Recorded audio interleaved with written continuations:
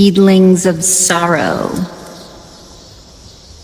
may grow if the past sorrows are not healed.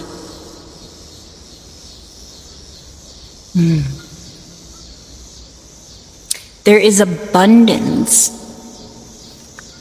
of pathways before you. With each choice becomes a new destiny. Your destinies are many, and with choices, your destiny does become a part of you. Within the action you take toward it. Look within the heart space for clarity on this.